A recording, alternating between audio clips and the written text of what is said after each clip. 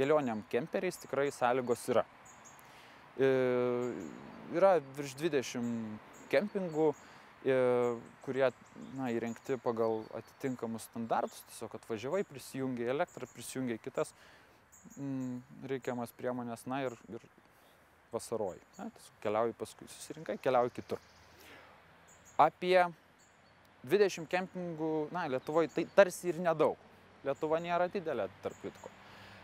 Bet norint labiau išnaršyti Lietuvą, tiesiog, išnarstyti, jų, sakykime, tas virš 20, sakykime, vietų, kur galima apsistoti kempinguose su nameliu ant rato ar tuo kemperiu, nėra daug.